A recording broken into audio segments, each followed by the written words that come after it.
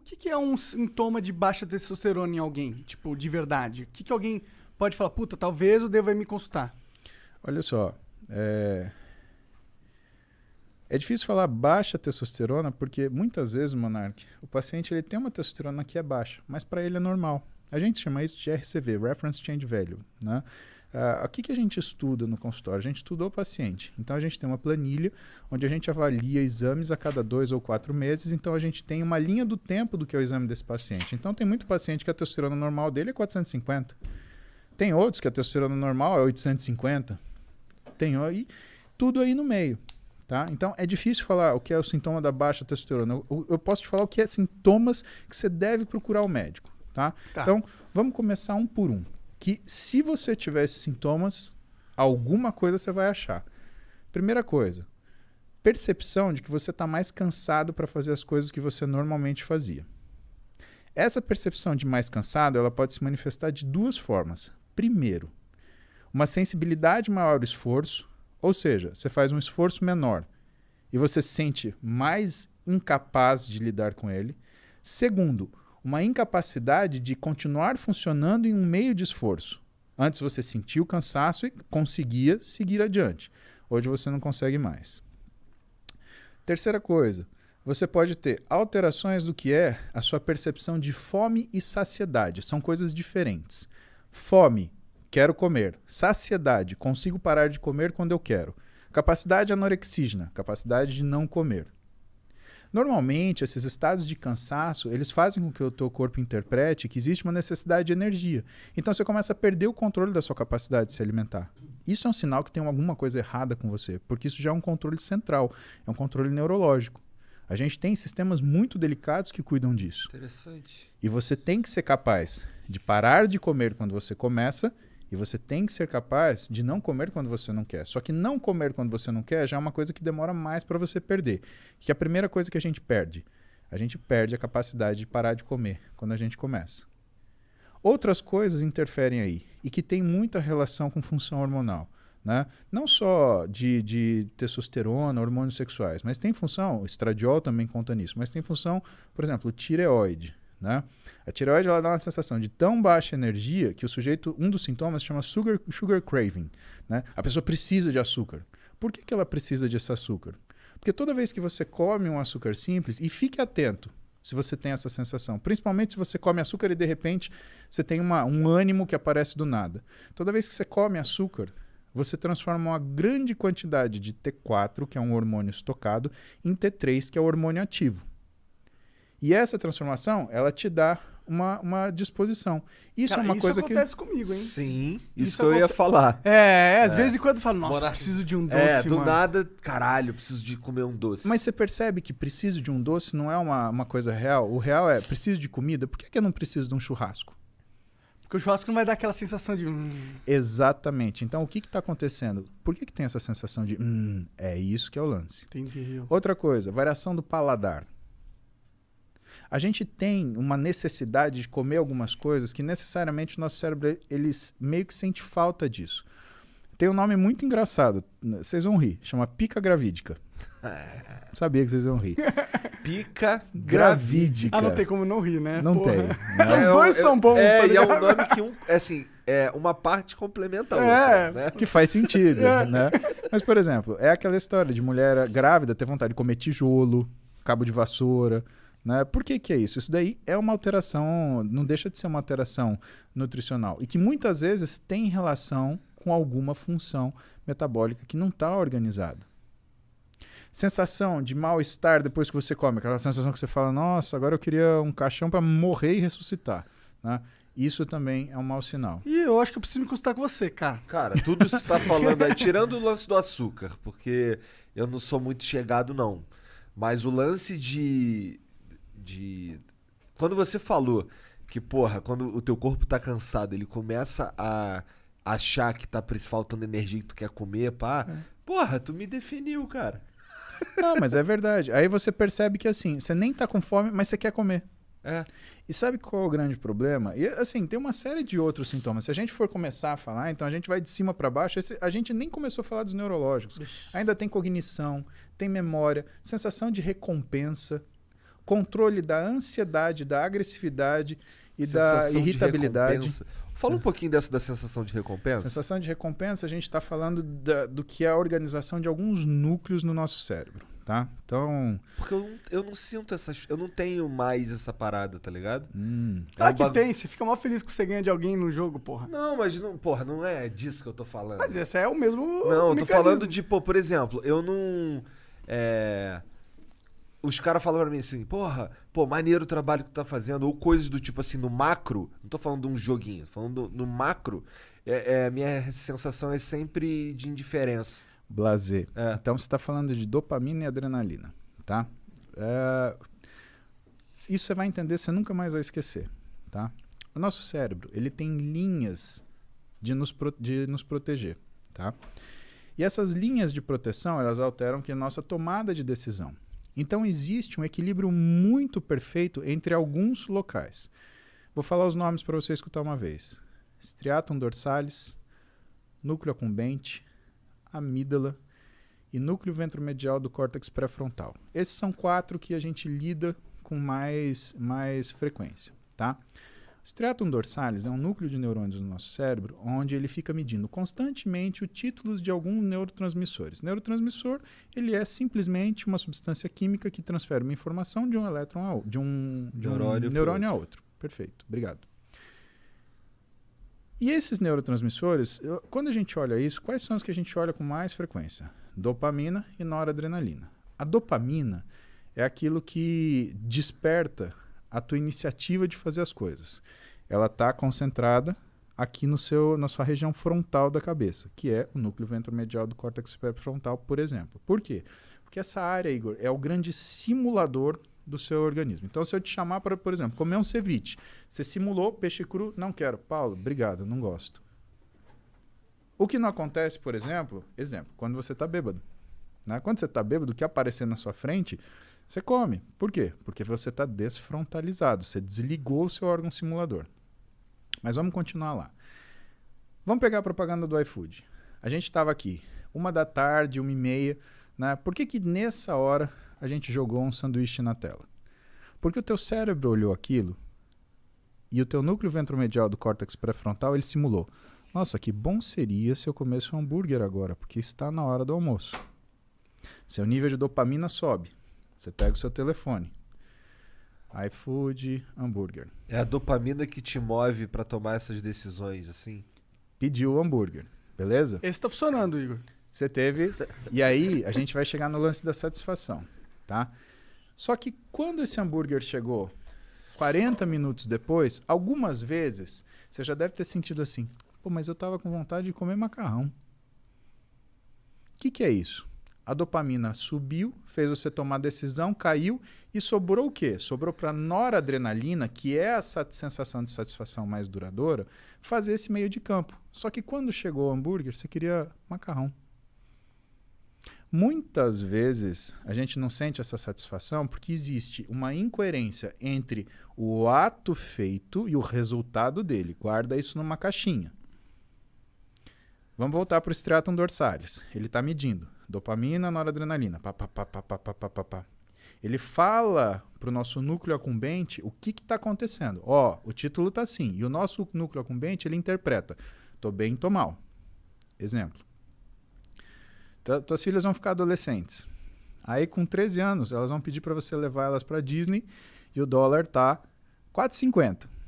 Cara, você vai fazer das tripas coração, você vai pagar uma passagem caríssima, fila, lá. Quando chegar na Disney, e assim, ela tá aqui em São Paulo, eu quero ir, porque se eu não for, eu vou morrer, porque todos meus amigos foram, só eu não fui, você não gosta de mim, minha mãe não me ama, eu fui adotada. Cara, é toda... Coisa de adolescente. Exatamente. É. Chegou na Disney, pisou na porra do parque. Ah, essa isso. Aí você quer falar assim, uma porrada. acorda! Por quê? O núcleo accumbente, ele é sensível a variações hormonais, tá? Num adolescente, o que você mais tem é variação hormonal. Então ele faz essa leitura de percepção de recompensa ou não de uma forma muito inacurada. Por isso que é difícil você ver um adolescente que está 100% equilibrado o tempo inteiro. Né? Ele está escutando uma música de corno lá, sofrendo, ou então ele tá, sei lá, dando heavy pulo, alucinado, né? Ele tá sem comer, ou então ele tá lá comendo, fast food mais nervoso que tem. Aliás, você já viu, conta nos dedos, quantos adolescentes, por exemplo, gostam de comida japonesa? Por quê? Porque comida japonesa, você sente o sabor aqui, no paladar, no nariz, não na boca. E, por exemplo, um fast food, um hambúrguer, você sente aqui, super salgado. O que ela quer? Ela quer água? Não, ela não quer água, ela quer um refrigerante, super doce. Quem que toma vinho? Nós 4, nós 3, né? Por quê? Caralho, Igor, falou que você tá tão gordo que você conta como 2. Não, Aí. contou com o Contei Jean, o pô. Sérgio. Então, por que a gente toma vinho? Onde você sente o vinho? Aqui. Então, o que você percebe? Você percebe que essa sensação de recompensa, né, ela existe numa determinada situação de equilíbrio. A gente falou, com ciclo de esteroide assim, com implante hormonal mal indicado é assim, e na adolescência é assim. Por isso que o adolescente ele tem essas insatisfações tremendas e tem essas satisfações, né, abruptas e explosões de euforia. Isso faz com que ele tenha não é uma fragilidade desse sistema, mas uma necessidade dos pais, por exemplo, lidar com os adolescentes de forma a não romper os laços. Por quê? Se você é pai, se você é mãe, você está numa situação dessa, e se você está estressado, cara, você vai querer dar um pega no seu filho, dar um expor, você vai fazer isso, pelo amor de Deus, não rompa o laço. A vida dele é assim, ele está aprendendo a mexer com esse aparelho, tá? Então o que você tem que fazer? Você tem que lidar de um jeito onde você mantém o respeito, mantém a autoridade, porque limite todo mundo precisa, né? Agora, não vai gritar, não vai berrar, não vai bater, isso daí não adianta. Que é o que em casa rola um negócio que eu chamo de castigo dinâmico. Eu dou tudo para minhas filhas, mas eu tiro. Ah, você tá de castigo. Ou então, na realidade, eu falo assim, você tá de castigo. As bichas travam que não passa pensamento. Por quê? Porque o castigo não tem data. Quando que é a data? Quando eu olhar para ela e ver que ela mudou a atitude dela. E não adianta me alisar, agradar, beijo, paizinho. Eu sou o ruim, né? A minha mulher é... Cara, eu queria ser filho da minha mulher. Impressionante, cara. Ser filho da Roberta Carbonari... Mas que tipo de castigo tu dá pra mais nova?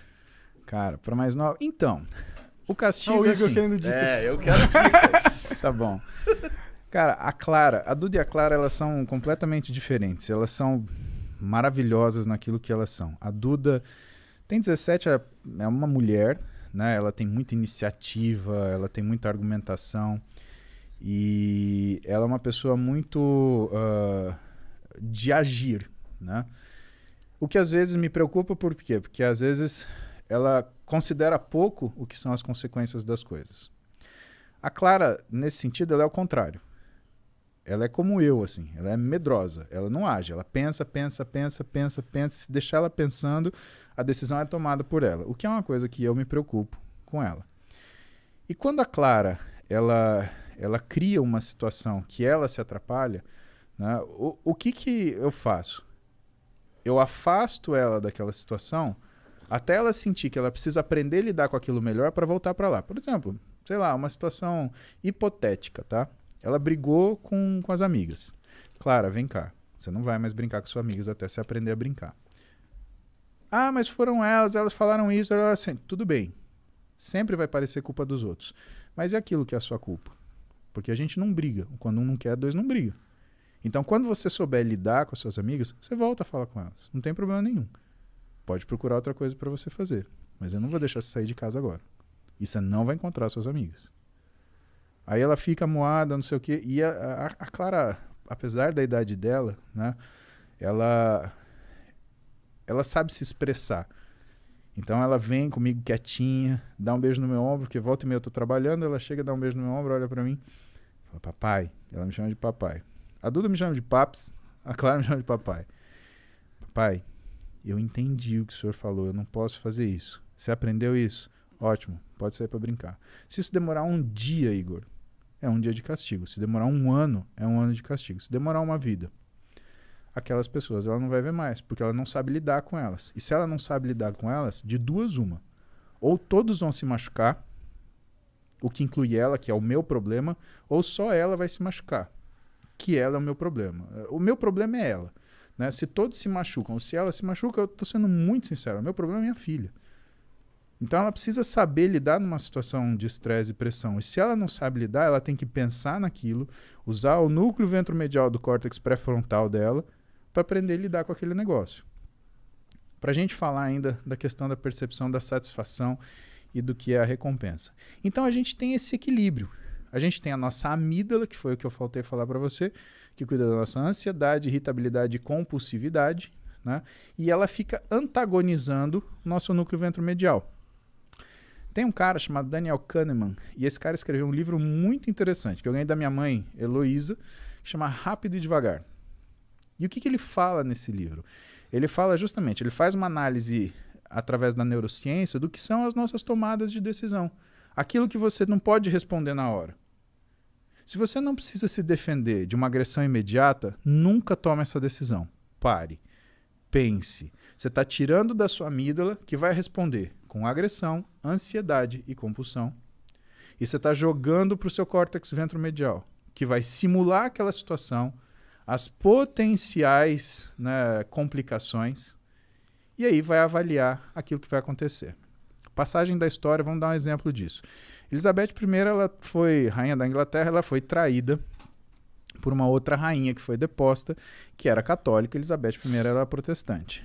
Rei Filipe, que era o rei da Espanha,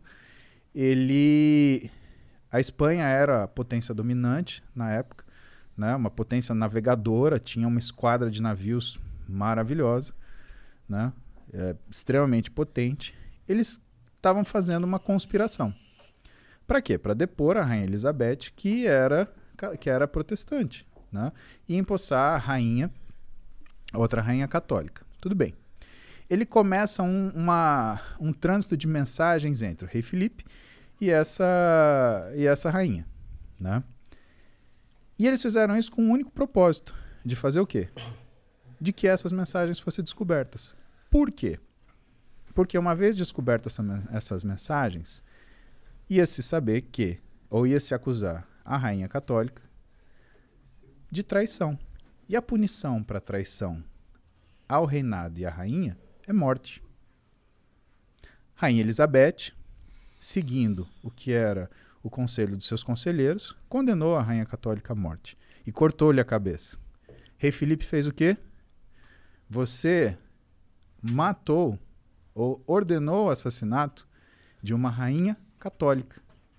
Isso, pela lei do papado, é contra o princípio do seu reinado. A gente vai fazer guerra com você. E ele entendeu isso como uma declaração de guerra. Se ela tivesse parado um minuto para pensar e falar assim, esses caras querem que eu mate essa mulher, ela nunca ia ter feito isso. Bom, o que aconteceu na história? Essa história, né, eu não lembro o nome da batalha, mas o fato é que a esquadra espanhola foi em direção à Inglaterra, teve uma tempestade descomunal, afundou a esquadra espanhola e só por isso que a Inglaterra não passou para o domínio da Espanha e se tornou novamente católica à frente dessa rainha que eu não lembro o nome. E por isso que a rainha Elizabeth ela permaneceu. Caramba. Mas isso é um exemplo na história disso. Sorte aí. Quem dá cu da sorte. Exatamente. E é aquela história. E aí você para pensar, cara, vale a pena separar 2 minutos para você pensar no que você vai fazer? É. Vale. Quanto isso tempo... mudou um pouco a minha vida, cara. Esse lance de pensar antes, tá ligado? Porque, porra, eu já fui um cara difícil de lidar, tá ligado? Que tudo respondia que assim, sem pensar muito. E depois que a merda tava feita, eu, caralho, fiz merda. Igor, ninguém é fácil de lidar. Só a gente é fácil de lidar. Você já parou pra pensar que você pode olhar pra você ontem que é uma coisa desleal com você e falar que você era um cara difícil de lidar. Por que é desleal com você? Porque você tá olhando para um Igor de 15 anos, 20 anos, a partir da visão de um Igor de 30 e tantos. Quantos anos você tem? 36. Desculpa. Você tá olhando para você 18 anos atrás com a visão do Igor de 36. Faz isso, cara. Isso é culpa. Isso é ruim. Isso te machuca. Porque ninguém é fácil de lidar. Tem gente que finge ser fácil de lidar. Mas ninguém é. Todas as pessoas querem o que elas querem, do jeito que elas querem, na hora que elas querem. E se elas não têm isso, as que são mais... como fala? As que são mais ardilosas, elas criam mecanismos para chegar nessa situação.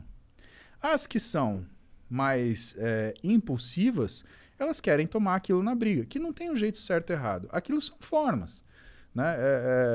Você não consegue qualificar isso. Né? Então, o que faz a gente, na verdade, observar isso é um amadurecimento que você foi submetido.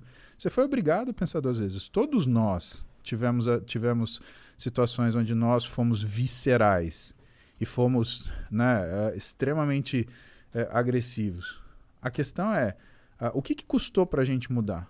Pensa no que você passou de vida, o que você enfrentou, as coisas, os nãos que você levou. Cara, isso é um assunto legal porque isso eu acho que vem muito de encontro daquilo que é você se conhecer. Né? A história do Rain, né? Reconhecer, aceitar, investigar e não identificar. Você foi. Né? Você não tem culpa por causa disso. Todo mundo é assim. Caralho, agora eu tô me sentindo bem. Olha lá. Que bom. Antes eu tava me sentindo merda. Por isso que ele é um médico. Que bom, meu.